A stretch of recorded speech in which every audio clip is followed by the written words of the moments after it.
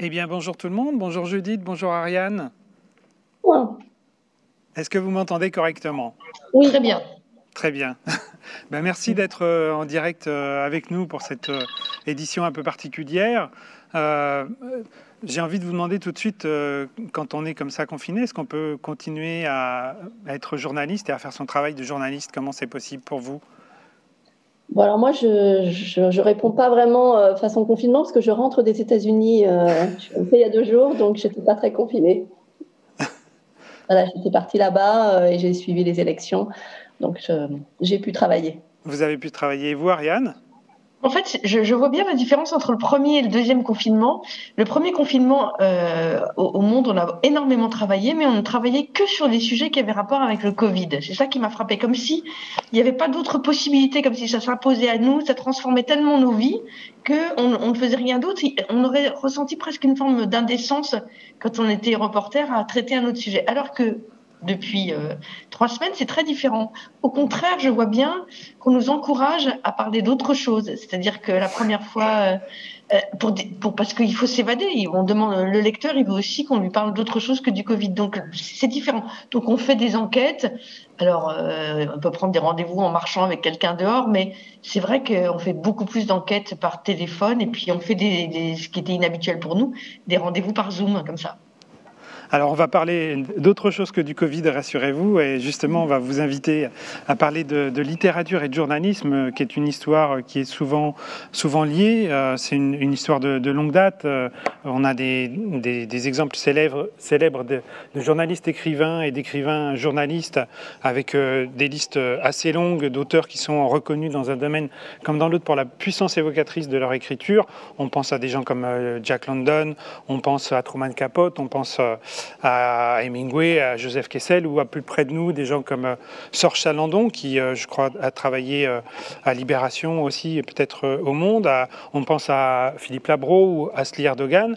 Et en lisant vos livres, en fait, Judith Pérignon et Ariane Chemin, il est apparu évident aux organisateurs du festival que littérature et journalisme étaient liés chez vous, avec une frontière entre les deux qu'on pourrait qualifier peut-être de poreuse. Et en tout cas, c'est de ça qu'on souhaitait discuter. On voit bien que la littérature tient une place importante et évidente dans votre parcours à toutes les deux, voire peut-être même dans votre conception du journalisme.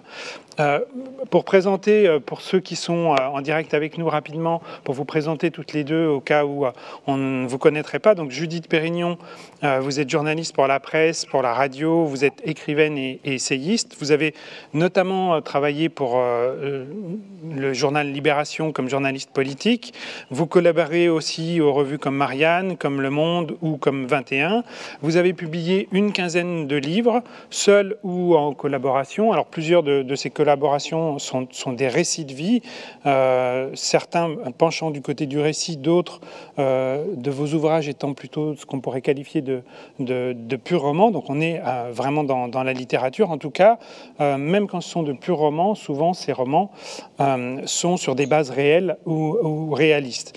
Donc on est encore dans une frontière entre journalisme ou peut-être une autre forme de journalisme qu'on essaiera de questionner aussi. Vous revenez des États-Unis, ça ne m'étonne pas, vous êtes une bonne connaisseuse, une fine connaisseuse des États-Unis et de leur culture, puisque dans vos ouvrages, par exemple, on retrouve alors un roman là qui s'intitule Les faibles et les forts, qui est basé sur un fait réel aux États-Unis qui se passe en Louisiane, ou pour parler de votre dernier roman qu'on évoquera plus tard aussi dans l'après-midi, L'Insoumis, qui évoque l'Amérique de Mohamed Ali, qui est un roman, un récit issu d'une série radiophonique que vous avez donnée sur France Culture, pour laquelle vous avez aussi fait une série sur Bruce Springsteen. Je vais y arriver.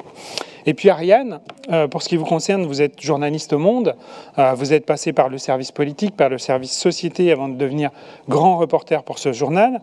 Vous êtes vous aussi auteur de plusieurs ouvrages essentiellement sur le milieu politique français, des reportages qui sont souvent intitulés récits, donc là aussi on voit bien qu'on est dans une frontière un petit peu entre les deux.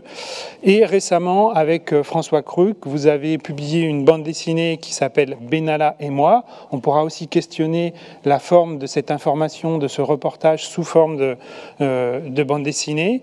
Et avec Raphaël Baquet, un ouvrage qui s'intitule La communauté, qui est un reportage sur la ville de Trappes qui est paru en 2018 et qui est présenté par l'éditeur, je cite, comme une enquête sidérante, haletante comme une série, donc on est aussi proche de la fiction, proche de la série contemporaine où les personnages ont une sacrée dégaine, une tchatche d'enfer et trompent la mort en jouant avec le réel. Donc on voit que le pitch déjà de l'éditeur se rapproche plus d'un pitch de roman presque que d'un pitch de reportage. D'ailleurs, c'est un livre qui a reçu le prix littéraire Hervé Guéquier, qui est un prix qui a été créé en 2018 et qui est un prix qui vise à récompenser des auteurs. Donc dans auteur, il y a aussi le côté littéraire, qui exercent également la profession de journaliste. Voilà. Donc toutes les deux, vous vous connaissez bien aussi, puisque pour terminer, vous avez coécrit un ouvrage qui s'appelle La nuit du Fouquet's, qui est le récit de la soirée, de ses racines et du symbole et des suites qu'elle pose, de la soirée passée dans ce célèbre restaurant par Nicolas Sarkozy, le soir de son élection, de son accession à la présidence de la République. Alors, d'abord, donc, comme je le disais, les organisateurs et moi-même évidemment, on est tout à fait dans l'idée que effectivement littérature et journalisme sont chez vous des choses qui sont assez liées, qui sont proches en tout cas. Quelle est pour l'une et pour l'autre la place de la littérature dans votre parcours, aussi bien professionnel que personnel ? Moi, je dirais qu'elle est constitutive de moi au sens où j'ai très tôt dans l'enfance senti l'envie d'écrire. J'écrivais enfant, j'écrivais de la poésie. Le journalisme m'est venu par mon père, mais je savais, j'aurais pu aller vers la télévision, la radio, ce qui est venu plus tard, mais je savais que le journalisme, j'irais vers la presse écrite, car j'avais l'envie d'écrire.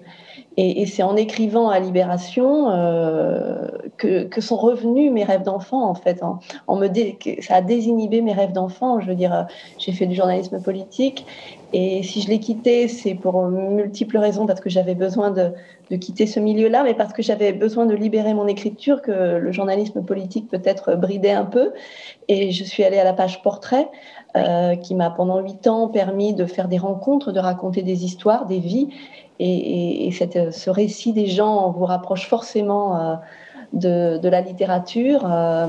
Et donc, c'est en faisant cela que sont revenus mes rêves d'enfant. Et donc, j'ai commencé à publier des livres et à sortir du cadre de journalisme. Mais c'est le journalisme qui m'a aussi donné confiance en moi sur mes rêves littéraires, je dirais. Et ramener peut-être à la littérature, du coup ? Oui, vraiment. Mais il fallait que j'en passe par là pour prendre confiance, en fait, je pense. C'était trop énorme, sinon c'était trop intimidant. D'accord. Donc c'était une espèce de filtre, en fait, aussi peut-être qui a permis, en passant par quelque chose d'un petit peu plus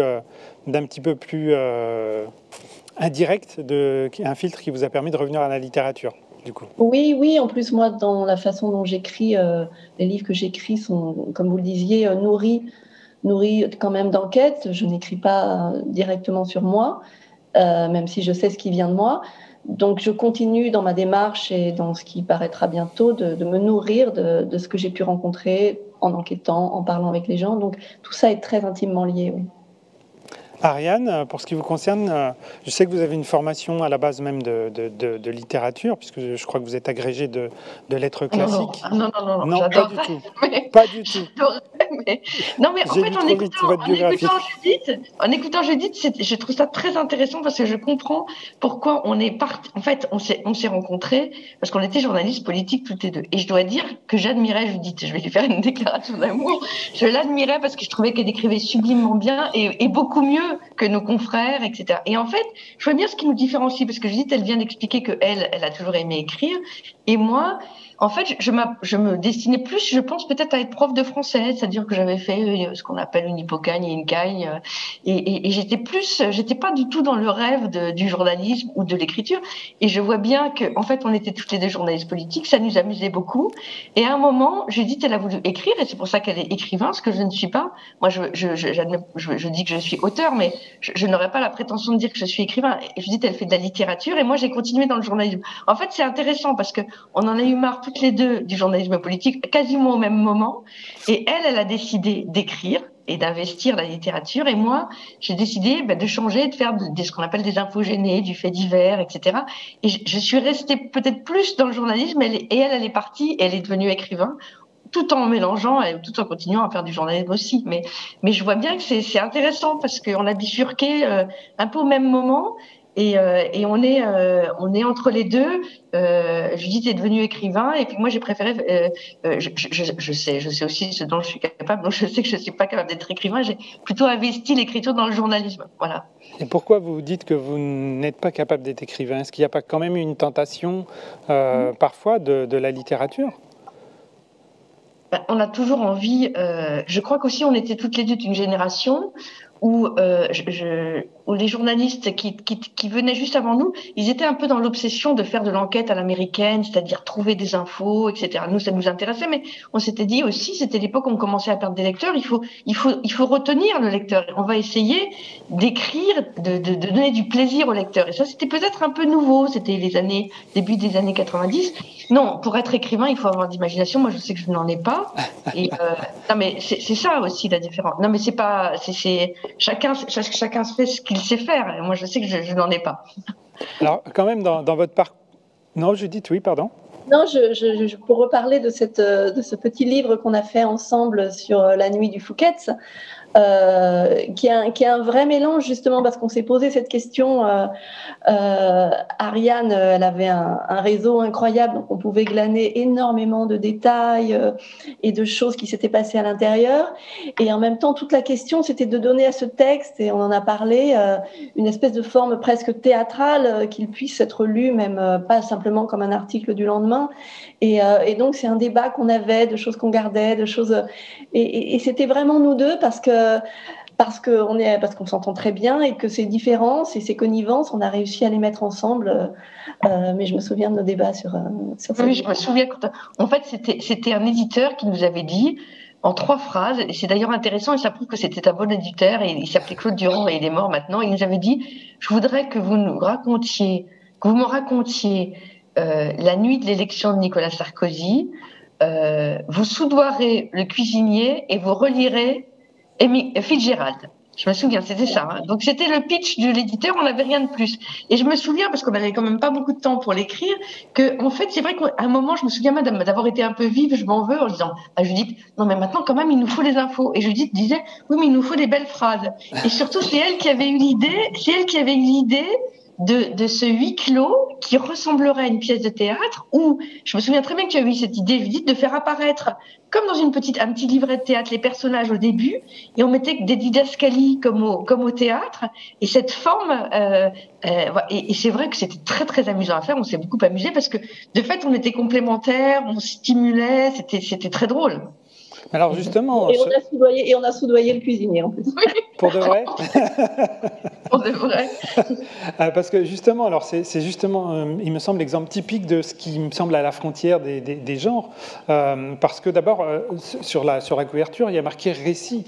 Ni roman, ni reportage, ni documentaire, c'est récit. Donc un récit, c'est justement un peu des faits réels et du document, et à la fois, il y a une forme qui va peut-être se rapprocher du roman. Donc comment est-ce que vous le situez? Est-ce que c'est encore du journalisme? On apprend quand même évidemment des choses, il y a des choses, enfin c'est basé sur, c'est documenté, donc Il n'y a pas d'invention, sur les faits. Par contre, il y a peut-être une part de recréation, parce que vous n'y étiez pas à ce dîner, enfin, il ne me semble pas.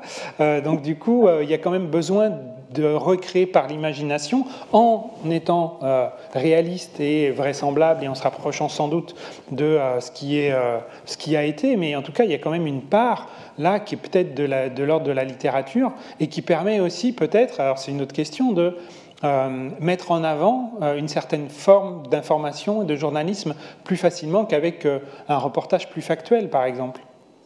Moi, j'ai vraiment l'impression que là où peut-être on peut transformer un petit peu l'écriture journalistique, c'est quand des gens que vous rencontrez, des acteurs de ce que vous racontez, vous en faites des personnages. Vous travaillez le détail, vous travaillez le temps, vous installez les scènes, ce qu'on n'a souvent pas le temps de faire dans un article. On dit un tel a dit ça et machin a répondu ça. Et là, je me souviens très bien que, évidemment, on nous avait raconté des choses sur les gens, et on nous avait raconté, ce cuisinier nous avait raconté Johnny Hallyday, et Johnny Hallyday, forcément, c'est Johnny Hallyday, donc forcément il fallait l'installer, cette scène, la petite Johnny Hallyday, le fait qu'ils soient un peu ivres, qu'ils s'ennuient. Et donc c'est là que quand vous installez l'ennui, vous installez les rapports sociaux entre les gens, et ben tout à coup vous glissez forcément vers une scène qui a quelque chose de littéraire, là où l'article d'information pure n'a pas le temps de travailler cette matière-là, cette matière humaine en fait. C'est de la 3D, la littérature, là où le journalisme met à plat des faits, des choses. Et donc là, on a mixé les deux, quoi, le journalisme et une forme d'écriture, une mise en scène qui n'est pas mensongère, mais qui fait partie de nos choix. Est-ce que... Non, oui, Ariane ?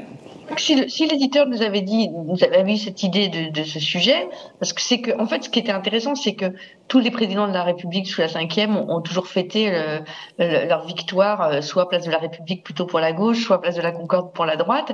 Et là, tout d'un coup, il y avait une sorte de privatisation de cette fête qui était réservée à tous les Français, dans en plus un hôtel un peu bling bling, mais surtout qui, pour tous les gens qui ne sont pas parisiens, représentait l'essence du luxe, de la richesse, le café à 8 €, enfin voilà. Et donc, il avait compris, l'éditeur, qu'il se passait quelque chose. Et ce qui est intéressant avec ce petit livre, c'est que en fait après, grâce à cette liste théâtrale, on s'est rendu compte, des années après, la liste elle a servi parce qu'on s'est rendu compte que Nicolas Sarkozy avait remercié, décoré, élevé, promu tous les invités de cette petite fête privée, quoi, et qui n'aurait pas dû être privée. Et donc en ce sens-là aussi, ça faisait un peu sens. C'était pas uniquement d'anecdotes, mais ça faisait un peu sens. Alors, quand on écrit un article, est-ce qu'il y a aussi une certaine mise en forme, peut-être ? Est-ce qu'il y a aussi l'idée de donner des informations, mais en racontant quelque chose ? Ou est-ce que ça dépend du sujet ? Est-ce que, alors, on n'est pas dans la littérature, mais il y a quand même raconter une histoire, peut-être, par rapport à une histoire de vie, par rapport à un fait précis. Est-ce qu'il y a quelque chose de cet ordre-là qui se rapprocherait aussi de l'idée littéraire, peut-être ? Je crois qu'il y a l'idée quand même du point de vue. Alors, il y a ce fameux mot qui nous écrase, qui écrase le journalisme, c'est l'objectivité. Mais pour le contourner et pour ne pas parler de subjectivité, pour moi, enfin, quand j'écris un article, je pense qu'il y a un regard, il y a un point de vue. Donc, il y a une sensibilité. Et je pense que deux journalismes ne sont pas interchangeables sur une même histoire. Après, il faut que ce soit validé, factuellement cohérent. Mais il y a un regard, un point de vue, et ça, effectivement, c'est là que c'est poreux entre le journalisme et l'écriture littéraire. Et les papiers qui restent sont des papiers où on sent le regard du journaliste, on sent quelque chose, qu'il installe une atmosphère, qu'il installe des personnages. Évidemment, le format long nous permet, moi c'est essentiellement ce que j'ai fait dans ma pratique journalistique, c'est du format long. Et quand je fais aujourd'hui pas mal de radio et des séries documentaires pour France Culture, c'est comme des feuilletons, et maintenant tous ces gens que j'interviewe, que je cherche comme une journaliste, des témoins en fait, après pour moi ils s'installent comme des personnages. Et le journalisme revient au format long, parce que nous, dans ces années 90, on était vraiment dans une pression. Je me souviens de Serge July à Libération qui nous disait: un jour, vous verrez, les gens, ils liront le journal sur un téléphone. on n'y croyait pas. Mais c'est ce qui se passe aujourd'hui. Donc on nous poussait énormément au format court. On pensait que le format long était mort. Et ça a été une vraie erreur de nos journaux de courir après ça, parce qu'on y revient aujourd'hui au format long. Et parce que c'est ça qui fait la différence, c'est ça qui fait qu'un article, on ne l'oublie pas. C'est ce qu'il installe dans la tête des lecteurs et le temps qu'il prend pour raconter les choses. Alors, je crois qu'en plus, on a eu de la chance toutes les deux de travailler dans des supports qui nous laissaient l'occasion de pratiquer ce format long. C'est-à-dire que je crois que aussi ce qui peut-être qui nous rapproche avec Judith, c'est qu'on aime bien aussi des toutes petites scènes qui font sens et qui n'auraient peut-être pas eu leur place dans les journaux, peut-être même dans les années 80. Si je dois citer un exemple, je pensais à ça parce qu'on parlait de la première période du confinement. Moi, j'avais un peu envie de m'évader de Paris pendant le confinement et j'avais proposé d'aller faire un reportage. C'était franchement pas très courageux parce que je voulais aller faire le département sans Covid, qui est la Lozère, par exemple. Et donc, je pars en Lozère. Autant dire que c'était vraiment cool. J'ai pas été dans un EHPAD. Et là, j'ai atterri dans un hôtel fermé parce que je savais pas où dormir. J'ai atterri dans un hôtel fermé et avec un propriétaire qui faisait une petite dépression nerveuse, je crois, parce que quand je suis arrivée dans l'hôtel, il m'avait dit toutes les chambres sont libres, prenez celle que vous voulez, et il pleurait. Et je suis restée plusieurs nuits seule dans cet hôtel et je trouvais ça totalement magique. Et je voyais bien que ça aurait fait un bon sujet de livre, mais bon. Et puis j'oublie. Et finalement, une photographe arrive pour ce petit sujet sur la Lozère, et on reste toutes les deux dans l'hôtel. Et on se promenait. Il était minuit. Je lui montrais les verres poussiéreux, les tables à peine débarrassées, parce qu'il y avait eu tout d'un coup, Emmanuel Macron avait dit, il faut tout arrêter. Les chambres qu'on appelle les chambres à l'arrêt, celles qui ont une couette posée sur le lit, mais qui n'ont pas de housse de couette. Et tout d'un coup, je lui parlais, et la photographe m'a dit, mais c'est marrant, on a l'impression que tu aimerais écrire là-dessus. Je dis bah oui, mais bon, ce serait un livre. Et elle me dit pourquoi. Et en l'espace d'une nuit, elle m'a convaincue d'appeler Et c'est vrai que faire 8 pages sur un hôtel vide, c'est vrai qu'il faut avoir un journal qui suit quand même, qui dise d'accord et qui vous permette de le faire. Et des vrais talents d'écriture par rapport à ce que tu disais tout à l'heure, parce que c'était un très beau papier littéraire. Et justement, avec le vide, tu as fait quelque chose de magnifique. Mais ça me fait penser à il y a dans ce sujet journalisme et littérature, il y a un texte phare qui est souvent cité, c'est celui de l'américain Gay Talese, Frank Sinatra a un rhume. Et Gay Talese a rendez-vous avec Frank Sinatra, et Frank Sinatra lui pose un lapin. Et ça va devenir un grand article du journalisme et à la frontière de la littérature. Et justement, quand il ne se passe rien, on peut faire quelque chose. Oui, et on cite toujours cet article journaliste qui se décourage parce qu'ils veulent faire le portrait de quelqu'un, par exemple, et que cette personne ne veut pas les rencontrer. Et on dit souvent que le meilleur portrait de Sinatra qu'il y a eu, c'est celui de Gay Talese parce que il a tourné autour et il l'a mieux compris que ceux qui l'avaient vu. Alors peut-être que le meilleur portrait de Michel Houellebecq, c'est celui que vous avez fait, puisqu'il a refusé de vous rencontrer quand vous vouliez faire un portrait sur lui. En tout cas, j'essayais d'éviter de me décourager en pensant à Gay Talese justement, mais bon, voilà, mais je me disais bon, après tout, je vais le faire quand même. Et puis, en fait, plus il mettait peut-être des barrières, et plus ça me stimulait. Il y avait un défi. Alors, dans ces rapports entre journalisme et littérature, il y a donc des grands noms. Est-ce que vous situez, ou vous avez parfois en tête des figures un peu tutélaires comme ça, dans les filiations desquelles vous pensez vous inscrire, ou qui sont un peu vos modèles, je ne sais pas. Et qu'est-ce que ça représente, justement, ces reportages longs, qui sont à la frontière parfois donc de la littérature.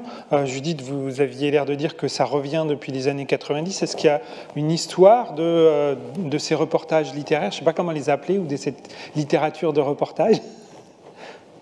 Je n'ai pas étudié cette histoire-là. Ça a toujours existé. Justement, je pense que les années 90, dont je vous parlais, c'était presque un creux. On était en train de l'enterrer. La revue 21, lancée par Laurent Beccaria et Patrick de Saint-Exupéry. Là, Patrick, oui. Je sais. Bon, Patrick de Saint-Exupéry a été un renouveau, et puis ça a repris de la vigueur ici. Aux États-Unis, ça a toujours été là. Quand vous lisez The New Yorker, c'est un journal incroyable qui prend un ton. Voilà, des fois c'est des articles interminables, mais vous vous en souvenez. Donc voilà, c'est des choix économiques dictés aussi beaucoup par l'économie, mais ça n'a jamais totalement disparu, et il faut les faire connaître. Il faut les faire connaître à l'heure des alertes, à l'heure de tout ça qui n'est pas vraiment de l'information. Il faut vraiment que les gens se replongent dans tout ça. Et est-ce qu'il y a donc dans l'histoire journaliste et littérature des figures qui sont pour vous importantes, présentes, dont éventuellement vous considérez qu'elles sont des sources d'inspiration? Vous avez cité Capote, il y avait Mailer aussi, j'adore.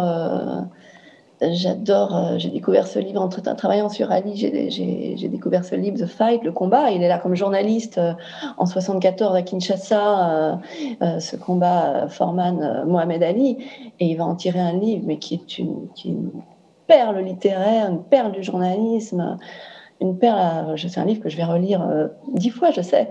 Donc voilà, d'autres noms. Évidemment, quand on demande des noms, j'en ai pas.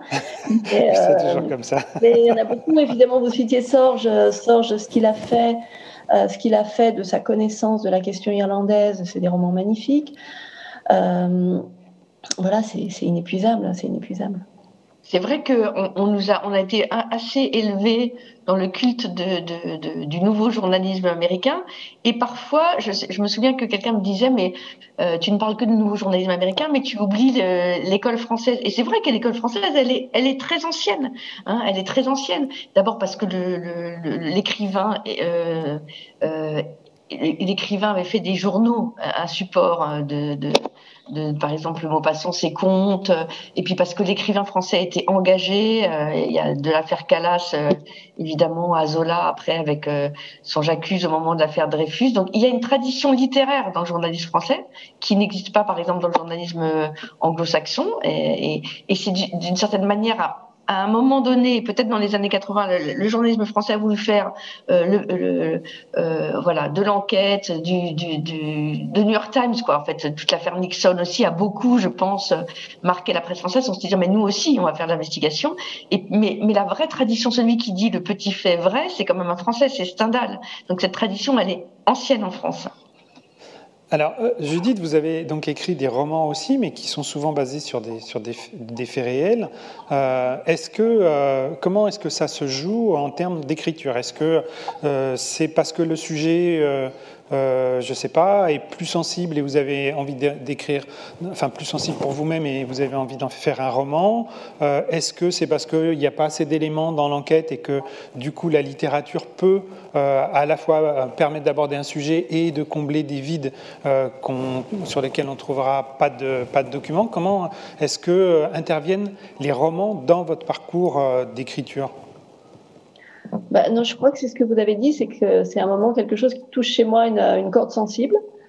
Je pense, par exemple, vous avez cité les faibles et les forts. Le point de départ, c'est la noyade en série de jeunes enfants et adolescents noirs dans le nord de la Louisiane à l'été 2010. Moi, à ce moment-là, je suis en reportage à Détroit pour 21. Je suis dans une ville sinistrée, très noire aussi, et j'ai l'impression de voir venir au sud une noyade au sens propre, d'être à Détroit, d'avoir une noyade au sens figuré. J'ai l'impression que les gens que j'interviewe à ce moment-là me font vraiment penser. Je suis très émue, je pense beaucoup au livre de Toni Morrison, à toute une littérature qui m'a nourrie adolescente. Et là, c'est comme si effectivement ça touche quelque chose chez moi de très profond, et comme si j'avais envie de me confronter à cette littérature qui m'a fait aimer lire, qui m'a donné envie d'écrire. Et c'est comme si le cadre du journalisme était trop étroit. Et j'avais envie d'aller plus loin. Donc après, je m'approprie ce fait divers, mais je vais aller le nourrir autrement. Je vais changer les personnages, je vais leur faire un itinéraire différent. Donc le nourrir. Je ne suis pas allée voir les acteurs réels de cette histoire, par exemple. Donc effectivement, je pense que ça touche quelque chose de sensible ou là, de plus personnel. Là, on a envie de s'enfermer avec pendant 2 ans et demi. C'est le temps qu'on met à écrire un livre et de vivre avec et de savoir ce que ça réveille chez vous et de livrer un texte des années plus tard. Alors, vous avez écrit aussi 2 romans policiers, 2 polars avec Eva Joly, qui sont des enquêtes d'une journaliste qui va effectivement enquêter sur des sujets politiques, financiers. Souvent, dans le polar, il y a effectivement des enquêtes, que ce soit avec un enquêteur, détective ou commissaire ou journaliste. Est-ce que finalement, le polar, dans le roman noir, en tout cas, dans ce type d'enquête-là, ne serait pas ce qu'il y a le plus proche du journalisme, où il faut reconstituer les faits, il faut essayer d'avoir de la documentation, alors des indices, etc., pour prouver que ça a bien eu lieu comme ça et reconstituer en même temps tout ce qui s'est déroulé. Est-ce que le polar est une forme d'enquête pour vous et peut-être aussi une façon de parler en enrobant avec une histoire des personnages fictifs, de parler de sujets, notamment la finance par exemple, qui sont un peu complexes, qu'on aurait peut-être du mal à lire de façon abrupte dans un article documenté. Est-ce que c'est aussi une façon d'aborder les choses différemment pour vous ?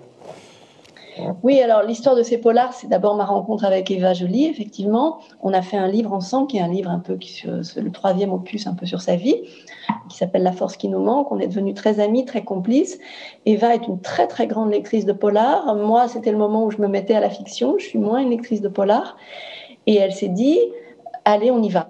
Elle m'a lancé le défi, allez. Et puis effectivement, le polar, c'est très différent du roman pur, parce qu'il faut qu'il y ait une cohérence des indices, des dénouements, de l'enquête. Donc il y a un côté très mathématique qui est très angoissant par rapport à la liberté qu'offre le roman, où en une page, on peut tout à coup basculer 30 ans en arrière. Mais c'est vraiment la rencontre de nos deux expériences, et effectivement l'envie de faire comprendre par la fiction, mais on n'est pas les seuls, cette finance mondiale qu'elle connaît parfaitement. Eva Joly manie les chiffres avec une maestria qui n'est pas la mienne. Mais souvent, quand on lit les articles des journalistes d'investigation, moi, quand je les lis, je comprends, et à la fin, je suis incapable de les résumer, de les répéter, parce que c'est un monde qui organise un espèce de brouillard incroyable pour ne jamais être pris la main dans le sac. Donc la fiction permettait peut-être, par le personnage justement, il y a un enquêteur nigérian, il y a une journaliste russe, il y a un huissier français, de raconter comment justement cette finance mondialement s'organise et se cache. Et par la fiction, on essayait justement d'être très pédagogique. Parfois, ces histoires politico-financières ne sont qu'un prétexte à un très bon polar. Nous, on essayait d'être bonnes, mais en même temps d'être très fidèles et pédagogues, ce qui était parfois difficile. Mais on a pris un plaisir fou à le faire. Et moi, j'ai compris énormément de choses. Je me dis toujours qu'en fréquentant Eva Joly et en écrivant ces polars avec elle, j'ai appris beaucoup plus qu'en 8 ans de journalisme politique, par exemple, sur le fonctionnement du monde. Donc on espère qu'il y en aura d'autres, mais effectivement, c'est tout à fait ce qu'on sent à la lecture de ces romans, à la fois d'être plongé dans une histoire, on suit les personnages et on vibre avec eux, et à la fois on apprend plein de choses et qu'on ne serait pas forcément allé chercher effectivement dans un reportage plus entre guillemets classique. Et il me semble que c'est ça qui est intéressant. Ariane, alors vous n'avez pas écrit de polar, ou pas encore en tout cas. Non. Ça peut venir peut-être. Non, mais alors là, vraiment, je suis nulle en polar, j'en lis pas, ça me fait peur. Mais par contre, donc, il y a cette récente bande dessinée sur l'affaire Benalla, qui est quand même une forme. Alors, ça se multiplie ces dernières années. Le reportage sous forme dessinée. Il y a la revue dessinée qui porte, qui est tout à fait, dont le titre est tout à fait explicite, reportage et bande dessinée. Est-ce que, pour ce qui est de ce reportage dessiné, est-ce que ça implique aussi, sur la forme notamment, un certain nombre de contraintes, de questions qu'on se pose sur le fait de mettre en image des choses qu'on n'a pas vécues, qu'il faut quand même représenter, qu'il faut expliquer. Est-ce qu'on n'est pas là aussi dans une frontière entre la fiction et le journalisme, et est-ce qu'il n'y a pas aussi peut-être, je ne sais pas, des dérives possibles ou des limites qu'on se pose par rapport à qu'est-ce qu'on représente ou pas? Parce qu'en plus des mots qu'on peut avoir dans un récit de reportage, là on a carrément une image qui va nous fixer les choses.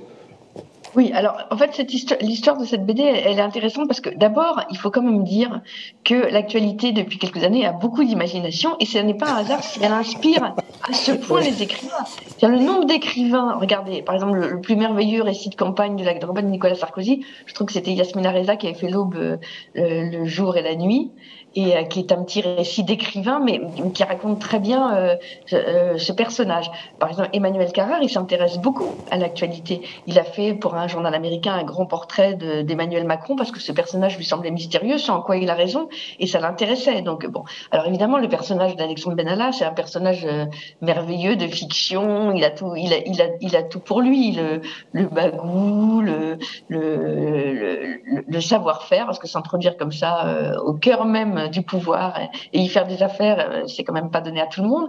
Mais ce qui m'a en fait m'a frappé après cette histoire-là, c'est que en fait il y avait beaucoup d'éditeurs et je le dis, c'est pas du tout parce que c'était moi, c'était parce que c'était le sujet. Les éditeurs, ils ont pas forcément beaucoup d'imagination non plus, et tout le monde voulait faire un document, des documents. Et là, j'ai senti, vous savez, il y a des phases dans la vie comme ça où on en a eu toutes les deux marre du journalisme politique à un moment, et moi, le document sur Alexandre Benalla, c'était pas possible. Donc je me suis dit non, quand même, il faut savoir s'arrêter, et je préférais faire d'autres choses. Et c'est vrai que la proposition du Seuil et de la revue dessinée, j'ai trouvé ça intéressant parce que je me suis dit, je vais apprendre quelque chose en faisant cette bande dessinée. Et c'est vrai que j'ai énormément appris parce que il faut découper. On l'a fait avec François Cruc qui a beaucoup travaillé avec moi là-dessus. Ben, on apprend à raisonner par case. On sait ce que c'est que les scènes qui sont intéressantes, celles qui donnent à voir. On raconte pas la même chose dans une BD que dans une petite nouvelle, d'un petit récit nouvelle. Et donc ça, j'ai trouvé ça nouveau, intéressant. Et c'est vrai qu'alors c'est aussi une mode, hein, la BD, la bande dessinée, parce que maintenant tout est sujet de bande dessinée. Et parfois je me dis il y en a trop, mais là en l'occurrence, autant j'aurais pas eu envie d'écrire un document sur Alexandre Benalla, autant là j'ai trouvé ça amusant et j'ai beaucoup appris. Parce que, est-ce que là aussi, c'est une façon finalement d'intéresser les gens d'une façon différente sur des sujets qui peuvent peut-être au départ paraître un peu arides ou un peu trop factuels? Oui, parce que l'histoire, elle est très compliquée et résumée par 100 planches, elle devient simple. Voilà. Et puis, c'est vrai que le sujet s'y pressait parce que c'est quand même un peu aussi une affaire de corne-cul, même si c'est une affaire hautement politique, c'est aussi une affaire de corne-cul. Alors, la BD, elle peut rendre un peu le ridicule des choses et des personnages. Hein, voilà. Donc, c'est ça qui est amusant. Et alors, justement, comment est-ce qu'on discute, puisque ça rend les choses plus simples, mais il ne faut pas les rendre simplistes non plus, puisqu'il y a quand même des faits, il y a quand même des choses vous avez des choses à dire, à expliquer. C'était le risque, parce que dans une bande dessinée, on rend les personnages forcément un petit peu sympathiques. À partir du moment où on rend les gens drôles, on les rend plus sympathiques. Donc c'était le risque. On naviguait entre la forme et puis la réalité de l'histoire. C'est vrai, on s'est posé cette question-là, en tout cas, en la faisant. Et est-ce que justement, il y a des choses que, je sais pas, des exemples que vous auriez peut-être en tête où vous vous êtes dit, ben non, là, faut pas qu'on aille dans cette direction, ou là, on peut pas dessiner les choses comme ça, ou il faut le faire autrement parce que. Est-ce qu'il y a des C'est-à-dire que vous êtes beaucoup plus guidé. Une bande dessinée, il y a quand même d'abord le storyboarder qui vous cadre, qui vous dit, voilà, non, là, en 3 pages, on va raconter cette scène, donc il faut envoyer des détails, des captures d'écran, des petits, et c'est lui qui met en forme. Donc il a un rôle très important. Le storyboarder, il s'appelait Nick Obi, c'est un génie du storyboard. Et puis après, il y a le dessinateur aussi, qui lui invente. Il est auteur au même titre que ceux qui donnent le texte, que les 2 journalistes. On est 3 auteurs en fait. Hein. Il y a le dessinateur et puis il y avait François Cruc et moi. Et le dessinateur, il est encore plus puissant, j'allais dire, que l'auteur. C'est lui qui. D'ailleurs, je vais donner un exemple à un moment parce que ça s'appelle Benalla et moi, mais moi c'est Macron. Hein. C'est évidemment pas nous. Et à un moment, il a voulu nous mettre en scène et François et moi. Et moi, il envoie la case et j'avais l'air d'une nonne. J'avais des sandales, en reportage, j'avais des sandales avec une jupe longue. Et je lui envoie un petit message, je me souviens, par coquetterie, par WhatsApp, en disant bah, dis donc, tu m'as pas raté, tu pourrais pas me. Je suis franchement pas Jojo.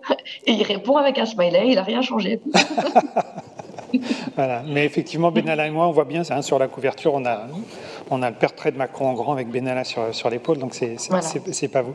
La question à toutes les deux, c'est quand on raconte comme ça, quand on fait des reportages, récits, avec une part d'écriture Donc il y a sans doute aussi, peut-être il faudrait justement parler de l'écriture et de la différence entre un article avec des phrases peut-être un peu plus courtes et des récits où on a des phrases plus longues qui déjà aussi peut-être emportent la lecture, emportent le récit, emportent l'écriture, parce que comme on a de la place, on a peut-être aussi envie de mettre on a la place de mettre plus de détails, donc on a peut-être aussi une tentation, je ne sais pas, de faire du lyrisme ou quelque chose qui s'en rapproche, peut-être, parfois, ou de se laisser emporter par sa plume, ou on reste dans une idée journalistique d'efficacité, peut-être. Comment ça se passe, ça ? Vous voulez dire sur l'écriture d'un article ? La différence entre un article et un récit, reportage plus long, où justement on va aussi réinventer, essayer d'imaginer des choses qu'on n'a pas vécues, comme au Fouquet's ou quoi. Est-ce qu'on se laisse emporter par son écriture, par sa plume, par la tentation littéraire ? Je ne crois pas que c'est du lyrisme, parce que ça se verrait, ce serait c'est plus travailler, je pense, le sens. On va plus en profondeur dans le sens de ce qu'on raconte, de l'épisode. On inscrit plus dans quelque chose de plus large. L'article qu'on écrit pour le lendemain, on sait qu'on le complétera. L'événement va encore bouger, qu'on écrira peut-être encore là-dessus la semaine d'après, qui n'est pas tout à fait la même chose. Voilà, c'est comme un cliché, un instantané. Le récit plus long, généralement, intervient déjà où on a un moment où on a un peu plus de recul sur ce qu'on raconte. On a pris plus de temps. Un long récit, c'est même dans la presse, c'est au moins 3 semaines, 1 mois d'enquête. Et donc, à la fois, le champ est plus large, l'enquête plus large, et on travaille plus sur le sens. À mon avis, c'est ça. Donc, l'écriture s'en ressent, évidemment. Les phrases s'en ressentent, mais pas dans le lyrisme. Ce serait juste l'idée de se faire plaisir, au fond. Et je ne crois pas, au contraire. C'est que l'écriture, elle soit encore plus ciselée pour préciser la portée de ce qu'on raconte. Apporter des nuances supplémentaires par rapport à un article où voilà. les phrases sont plus ramassées. Ou prendre des chemins de travers. Je me souviens que dans ce petit récit électoral, là, on s'était attardé sur le personnage du photographe qui avait fait venir Cécilia Sarkozy. Ce photographe, en fait, il faisait toujours, si je me souviens bien, des photos pour les calendriers avec des filles à moitié nues. Et on trouvait ça intéressant de s'attarder sur ce photographe parce qu'on n'aurait pas mis le temps ni la place. C'était pas le lieu de le faire dans un article de journal. Mais ce qui est vrai, c'est qu'en passant par les livres, on se délie un peu la plume, on ose plus après quand on revient peut-être au journalisme plus classique. Et c'est vrai que le journalisme classique, il invente pas beaucoup. Et à chaque fois, je me dis, moi j'aime bien voir les gens par exemple, je trouve que Society, ils ont inventé parfois des formes avec des petits blocs comme ça dans les articles, même dans la mise en page. J'aime bien aller guetter les gens qui écrivent un peu différemment, c'est toujours intéressant, qui inventent dans la mise en page, dans le style. C'est pas facile d'inventer dans le journalisme, hein, mais je pense qu'en fait, écrire des livres à côté, ça libère la plume et on se dit, évidemment, alors dès qu'on se met dans la tête de quelqu'un et on rêve un peu à sa place, ça n'a pas sa place dans un article ou de journal où on sait qu'on est à la limite d'une forme d'invention vraisemblable. Donc ça n'a pas sa place. Mais je vois bien ce que le fait de sortir du journalisme peut apporter au journalisme après dans la manière d'écrire. Ah oui, on n'écrit plus tout à fait pareil, c'est clair. C'est ça. Et ça, vous arrivez à le mesurer dans votre façon d'écrire et peut-être à être plus satisfaite de ce que vous écrivez quand vous êtes journaliste qu'avant d'écrire des récits plus longs. Oui, mais moi, je me souviens quand j'écrivais, quand je suis passée aux pages portrait de Libé, donc c'était quoi ? C'était entre 5 et 6 000 signes.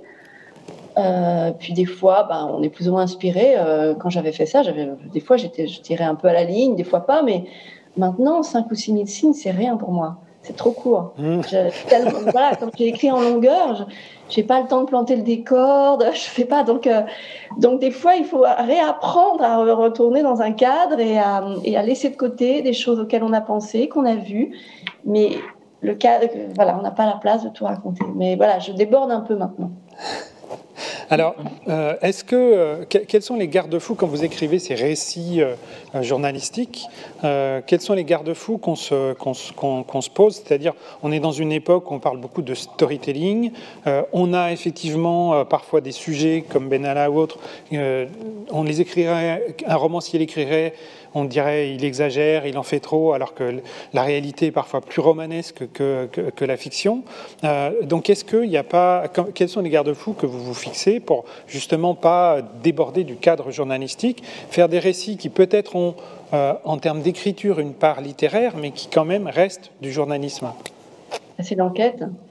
C'est l'enquête, c'est voir le maximum de gens, entendre le maximum de points de vue.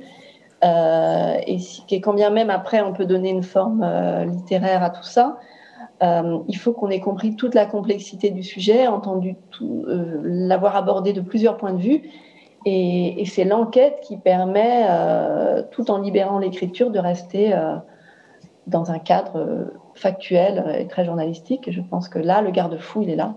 C'est pas écouter juste sa petite voix et ses émotions, parce que quand on multiplie les rendez-vous, les rencontres, on est parfois surpris on a tous des présupposés, on est tous selon les événements, et on est vraiment surpris parfois par ce qu'on peut entendre. Ça nous déstabilise. Il faut l'accepter. Donc je pense qu'il n'y a que l'enquête qui nous permet de rester dans un cadre purement journalistique.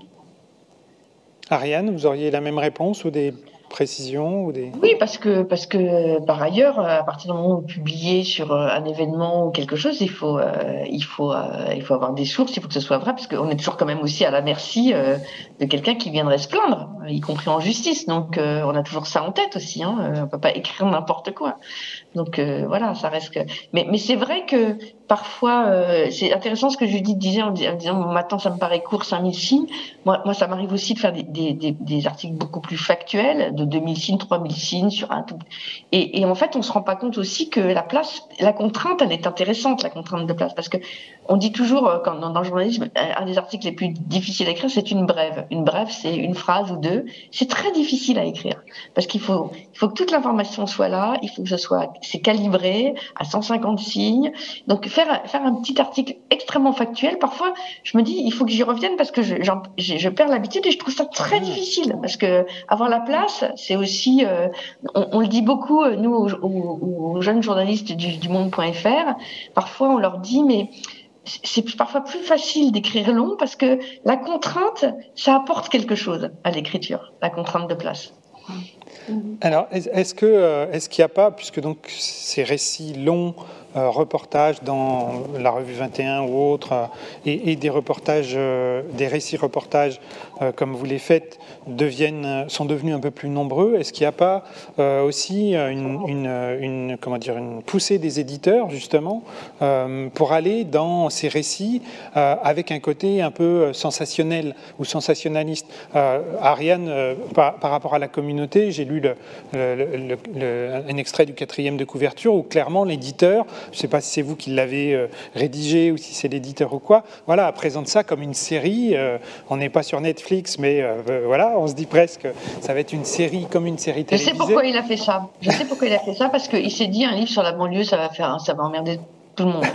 Et c'est vrai que nous-mêmes, en choisissant cette ville, on l'a pas choisi par hasard. En fait, le sujet de départ avec mon ami Raphaël Baquet, c'est qu'on s'était dit, on voyait bien que les sujets dont on débattait dans les années 90, début des années 2000, c'était toujours des sujets politiques. Et là, c'était plus du tout ça. C'était la religion, la laïcité. Et on s'était dit, en fait, on n'a pas envie de parler dans le vide, on voudrait vraiment comprendre et aller voir. Et donc, on avait choisi cette ville pour plusieurs raisons.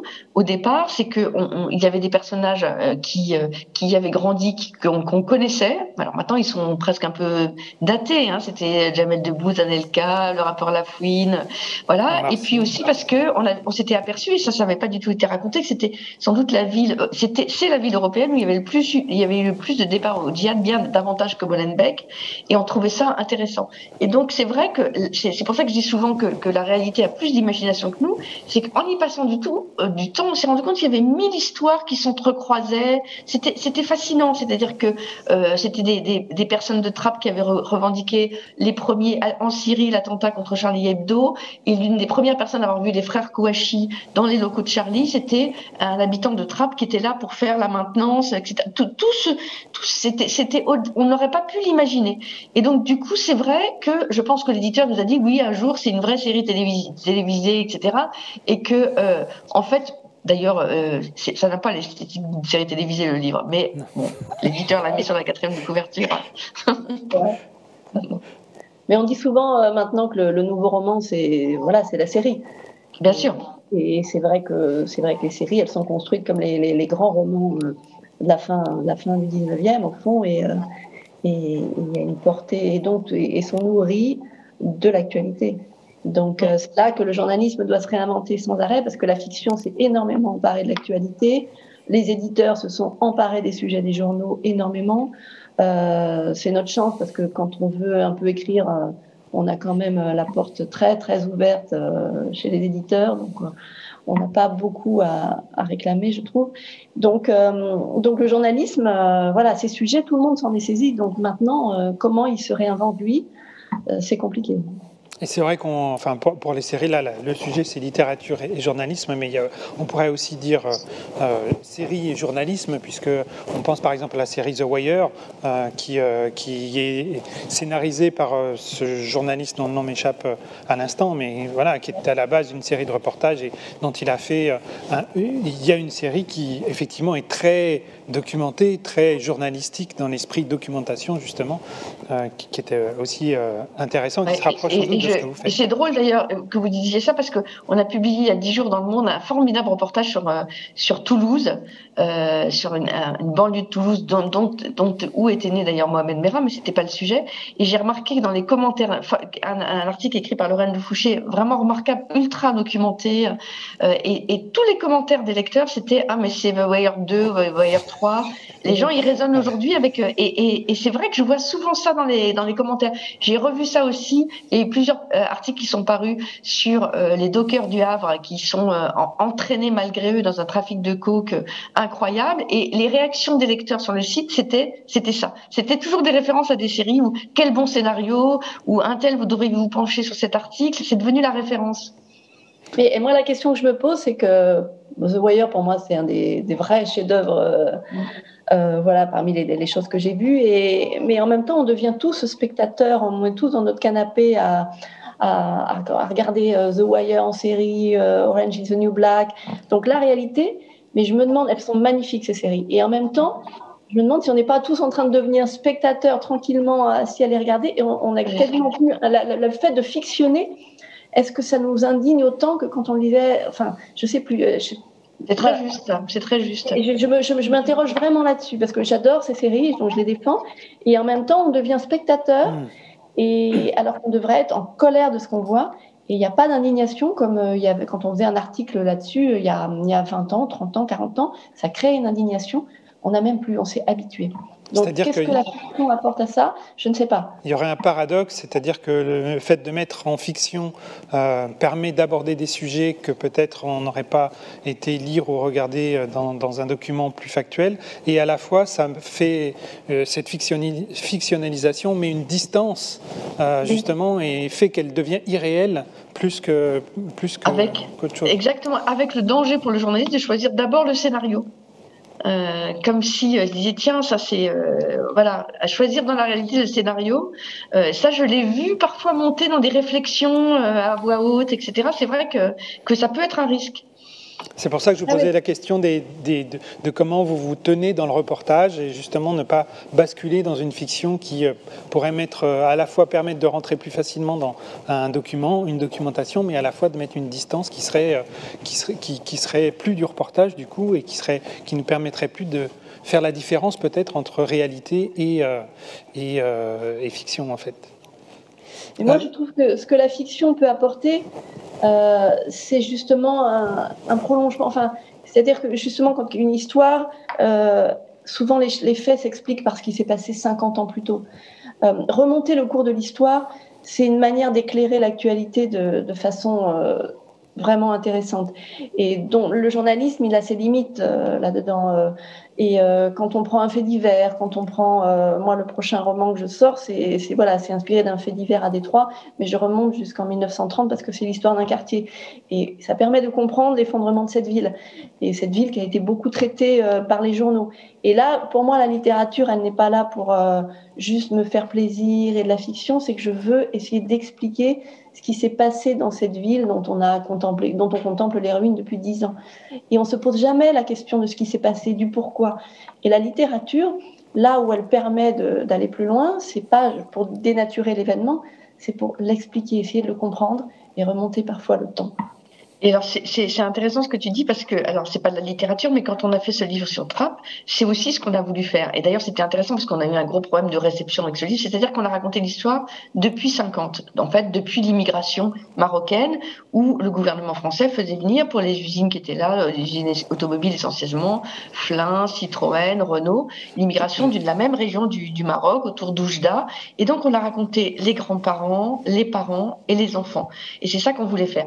Et du coup, évidemment, ça permet de tout nuancer. Et en fait, ce qui nous avait frappé en faisant ce livre avec Raphaël, c'est que quand le livre est sorti, on voulait qu'on dise soit, ben voilà, c'est tous des délinquants, on s'en sortira jamais, la fameuse expression que je déteste, des territoires perdus de la République, soit il fallait un discours ultra optimiste pour expliquer que Trappes allait bien s'en sortir, et on n'arrivait pas à être dans la nuance. Or, justement, revenir sur l'histoire, ça permet d'être dans la nuance. Hein, ça permet d'éviter de dire il y a trop d'immigration, ben non, et ça permet de raconter que dans les années 60, c'était des appels à candidature. On oublie ça, les jeunes générations ne le savent pas, et d'une manière générale, c'était une façon de raconter l'histoire de France telle qu'elle n'est jamais racontée dans les livres d'histoire, qui est aussi celle de l'immigration. Alors peut-être une dernière question pour ce qui me concerne. Je sais qu'il y a eu aussi une question du public pour Judith. Est-ce que finalement, et ça vous rapproche toutes les deux, et le point commun, peut-être Judith, vous l'avez tout à fait évoqué tout à l'heure, entre journalisme, la façon dont vous faites du journalisme et la littérature, c'est que vous vous basez sur des personnes qui deviennent aussi parfois des personnages, tout comme la littérature, c'est-à-dire que vous ne partez pas des structures pour voir quel impact telle décision ou telle organisation a sur les personnes. Vous partez des personnes pour expliquer les choses et après voir d'où est-ce que viennent leurs réactions, leurs actions, etc., etc. Et ça, du coup, quand on est sur du matériau humain, il y a aussi forcément une part romanesque, quoi qu'on en dise, qui apparaît dans le journalisme aussi. C'est ce matériau qui fait aussi littérature quelque part, peut-être. Ah oui, moi je pense que ce que j'aime dans les livres, mais ce que j'aime quand je fais une enquête, c'est les voir. C'est écouter les autres. Enfin, s'il y avait un point de départ à mes choix, c'est écouter les histoires, écouter les gens. Ça, c'est quelque chose que j'aime terriblement. Et m'asseoir devant quelqu'un et passer 3 heures avec lui ou elle pour écouter sa vie, mais moi je veux faire ça toute ma vie. Et souvent, je trouve que là, les romans permettent, par le roman ou parfois quand on se met à dire je pour quelqu'un, ce qu'on ne fera pas dans un article, mais le roman permet d'aller là où les mots ne vont plus, c'est-à-dire ce que les gens ne disent pas, ce qu'on sent qu'ils pourraient dire, ressentir, mais où c'est jamais formulé. C'est là que le roman permet d'aller un peu plus loin. On peut aller comme ça dans l'intériorité. Et ça, j'aime énormément. Et par exemple, pour ce livre cette enquête pour la radio, puis qui est devenue un livre sur Mohamed Ali, j'ai beaucoup rencontré des vieux hommes noirs qui l'ont accompagné dans le mouvement qui s'appelait Nation of Islam, et qui me permet énormément de comprendre tout ce qu'on appelle aujourd'hui la cancel culture, cette nouvelle radicalité qui émerge chez Black Lives Matter ou dans les mouvements. Et voilà, donc quand on fait un bond 50 ans en arrière, on comprend mieux aujourd'hui. Donc voilà, c'est toujours romanesque parce qu'il y a toujours une histoire derrière une voix. Après, on peut en faire un très bel article, un très beau récit ou un très beau roman. Ariane, rien à ajouter? C'est vrai que si elle a raison, je dis écouter quelqu'un. En fait, ce qui est intéressant dans le journalisme, c'est que quand les gens vous racontent votre impensé, c'est-à-dire que des choses que vous n'auriez jamais imaginées, auxquelles vous n'auriez pas compté. penser et passer 3 heures avec quelqu'un pour qu'il vous raconte son histoire. C'est vrai que ça permet de rentrer dans des univers qui nous étaient pas forcément ouverts. Ça peut aller moi j'ai adoré travailler sur les voyous en Corse parce que c'est un monde qui ne m'était pas connu et il faut du temps pour comprendre la manière de penser et c'est vrai évidemment de beaucoup d'autres personnages. La pensée, c'est toujours intéressant. Alors, une dernière question pour Judith. Alors, je rappelle à ceux qui nous regardent que le public peut aussi poser des questions, donc n'hésitez pas, parce que à défaut d'un public réel, un public virtuel peut aussi tout à fait être interactif et on compte sur vos questions. Donc, une question pour Judith. Étant donné votre sensibilité américaine, on va dire ça comme ça, certains s'étonnent que vous n'ayez pas, ou pas encore, écrit dans le journal America, dans la revue America. Est-ce qu'il y a une raison? Est-ce que ça peut venir? Je crois que ça va s'arrêter America, puisque America a été créé pour le temps du règne de Trump. J'avais eu un coup de fil au début, il y a quelques mois, et puis bon, ça s'est pas fait. Voilà, c'est juste des questions de calendrier, je le prends pas du tout. Voilà, c'est juste, voilà, on n'a pas eu le temps. On n'a pas eu le temps, et comme cette revue doit s'arrêter quand Trump s'en va, on est heureux qu'elle s'arrête. Parce que pas s'en aller. Tout à fait. Alors pour clore, parce que je crois qu'on arrive, on arrive au bout de l'heure et après il y a un programme encore bien dense et bien chargé pour ce festival. Sur quoi est-ce que vous travaillez en ce moment et à quoi est-ce qu'il faut s'attendre en termes de publication peut-être? Allez, je vais faire ma promo. Allez. Ça c'est pour le mois de janvier. Donc ça s'intitule Ça s'appelle Là où nous dansions. Et de quoi est-ce qu'il s'agit? Alors dites-nous rapidement. Justement, c'est ce livre dont je vous parlais tout à l'heure. C'est sur Détroit, qui est une ville où je vais depuis 10 ans, beaucoup. Et c'est l'histoire d'un quartier où il y a eu un crime en 2013. Et l'histoire de ce quartier nous permet de remonter aux années 30, à la construction. Ce quartier, c'est le premier logement social pour Afro-Américains au temps du New Deal. Et ça va être un grand espoir. C'est là où sont nés les Supremes, où sont nés les parents où ont vécu la famille de Stevie Wonder. Donc c'est à la fois la montée de l'espoir, le désespoir, et c'est l'histoire de Détroit et l'enquête sur ce crime. Voilà. Donc aux éditions Rivage, c'est ça. Voilà. Et puis sinon, du reportage. J'écris pour Le Monde Magazine sur ce que j'ai vécu aux États-Unis ces dernières semaines. Pendant la campagne. Voilà. Ariane, vous travaillez sur quoi en ce moment? Écoutez, alors moi, ça va être vraiment, je vais vous décevoir, mais d'abord, je cherche une bonne idée de livre et c'est pas facile. Et puis, comme je suis restée trop journaliste, je travaille sur 2-3 enquêtes, mais j'ai pas trop envie d'en parler. Je reste, vous savez, comme la bonne élève qui met son bras autour de la copie.